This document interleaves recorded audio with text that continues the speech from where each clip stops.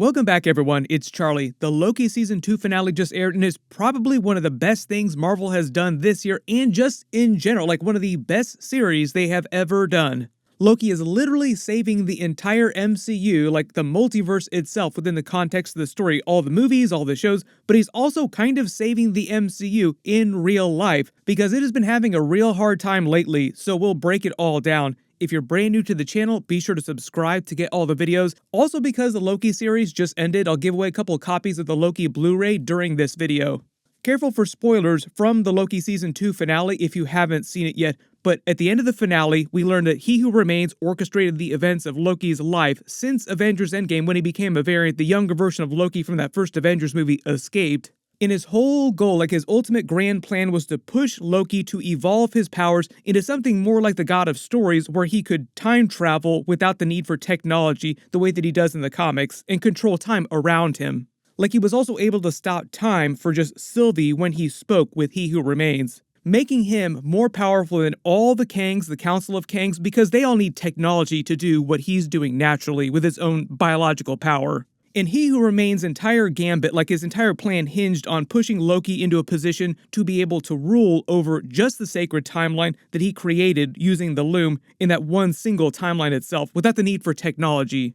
Basically, He Who Remains was trying to create a supreme being in this Loki who could manage things so that he could either die or just leave, because essentially he didn't want the job anymore. So Loki would take his place, theoretically, and become Loki Who Remains, which he kind of does at the end of the episode. But Loki chose a third option. He wanted to save all of his friends, all of his loved ones, like his brother Thor, in all the different universes, all the variants of his brothers, all the variants of his friends, too.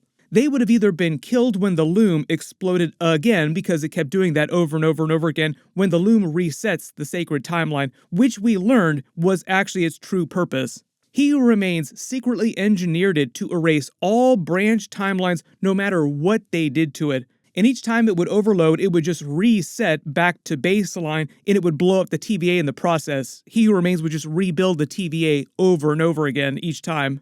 Loki chose to destroy the loom itself so that the wider multiverse could exist, but because this infinitely growing multiverse with all these different timelines couldn't survive without something like the loom, he discovered that he had evolved the ability to reinvigorate the timelines with his magic, with his power, which is why it's green. A lot of people also asking if this is why the Time Stone is green. Marvel definitely didn't plan that going into Infinity War and Endgame, like the creation of the Infinity Stones just in general. It's more of a happy coincidence, like they didn't always plan on using Loki this way, and they decided that he was going to use green magic way back when the first Thor movie came out. So it's one of those cool retroactive Easter eggs, kind of like Spider-Man during Iron Man 2. Like, they didn't plan for Spider-Man to be this little kid, but when they were promoting Spider-Man Homecoming, Tom Holland suggested the idea that he was that little kid, and Kevin Feige liked it so much, he basically made it canon on the spot. But basically, Loki is now the gardener, feeding his green energy into all these timelines, making them healthy timelines again, and the effect scaled up infinitely for the ever-growing multiverse, fashioning his own pattern with all the timelines to make it look more like a depiction of the world tree from Norse mythology. Notice the timelines up at the top depicting the branches are still moving around seemingly. That's because the timelines are continuing to grow as they branch out even further. The whole idea here too is that we're looking at this in the fourth dimension. It's like a higher dimension. That's why Loki can physically grab timelines like they're ropes. So he's continuing to exist in this higher dimension using the remains of He Who Remains' citadel and his old chair, which he referenced earlier in the episode, which he refashions into his golden throne that he was born for. He was born to do something, but it turns out his glorious purpose is way more cosmic, way bigger than he ever thought. Claim my throne. You want to be king? I don't want to be, I was born to be. Burdened with glorious purpose. But you ridiculous bureaucrats will not dictate how my story ends! Basically, he's continuously feeding the branches of all these timelines his green magic, acting kind of like a celestial gardener, keeping the tree, that is the multiverse, quote-unquote, healthy. Now, there are a billion questions at the end of the episode, like they raise more questions than they answer. What happens next with the Loki character? Tom Hiddleston implied in a recent interview that they filmed Loki Season 2 to be the culmination of his 14-year arc as the character. It all comes full circle. It's the conclusion to season 2, it's also the conclusion to seasons 1 and 2, it's also the conclusion to 6 films and 12 episodes and 14 years of my life. That's very ominous sounding. A lot of people heard that and assumed he meant that there'd be no Loki Season 3 and he was retiring from the Loki character the way Robert Downey Jr. and Chris Evans kind of retired from Iron Man and Captain America. But we know that they're coming back. Recently, the Loki producers also said that there were more stories to tell with the Loki character. It would just depend on them finding a good one. So even though right now they're not like literally making Loki Season 3, that doesn't mean that they won't do Loki Season 3. It's that clever Hollywood speak for we're going to wait and see how everything goes in the MCU because we have big plans for Tom Hiddleston's Loki during Avengers 5 and Avengers 6. So Tom Hiddleston will be back in a big character in Avengers 5. Next big question that everyone has, can he actually leave the chair? Will the multiverse die if he leaves? Like he's sitting at the center here of the multiverse, feeding all these timelines his energy. If he stops doing that, does it mean that everything starts dying? My assumption is they'll wait till Avengers 5 to explain how he'll leave the chair, and it'll have something to do with the new version of the Kang Multiverse War that the Council of Kangs are going to start against the Avengers. Earlier this season, I did a deleted scene video about the storylines and scenes that they were originally going to do during Loki Season 2, and one of the biggest ones was a full-on version of the Kang Multiverse War, which they decided to save for Avengers 5. And because the multiverse now exists, kind of like the grander celestial world tree, there's a line from Norse mythology about the world tree, about Ragnarok. When the branches of the world tree shake, it's meant to be a sign that Ragnarok is upon us again. So my early theory is that at the beginning of Avengers 5 or in some post-credit scene in a movie right before it, Loki will be sitting on his throne and suddenly feel the Council of Kangs going around erasing other timelines. Things will start to devolve into chaos, like the World Tree, the celestial organization here will start to go into chaos. And they'll give him a scene during Avengers 5, kind of like they gave the Hulk during Infinity War, where he's the one to warn Doctor Strange, some of the other Avengers characters, that the Council of Kangs are coming for them. Next big question, people asking, when is he going to reunite with Thor? The Loki producers did say that that was Marvel's plan behind the scenes, like one of their big plans is to reunite Thor and Loki.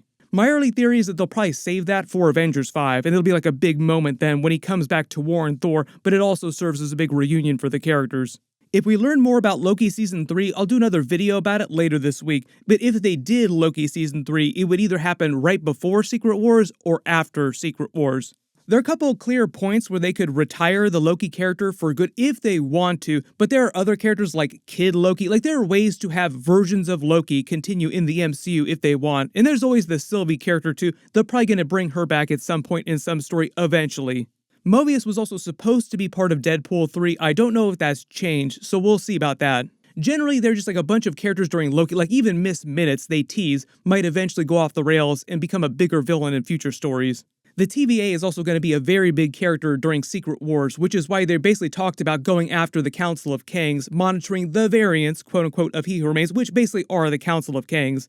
Like, they literally reference Kang the Conqueror from Ant-Man the Wasp Quantumania at the end of the episode, so like, they're starting to focus more specifically on that, which is more of an Avengers 5, Avengers 6 teaser.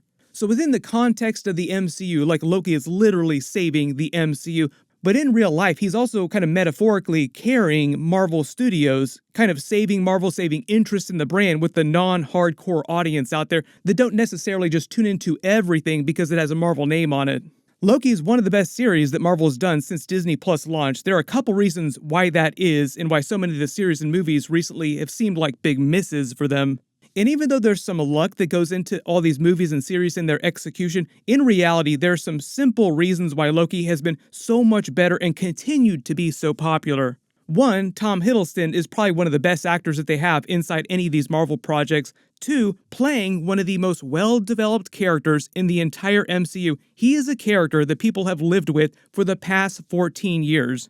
A lot of Loki's popularity was able to grow organically over the last 14 years, as opposed to a lot of other recent characters that they tried to shoehorn in and say are popular, make them feel like they're popular or big parts of the Avengers stories, but really, they just kind of shoehorned them in the last couple years.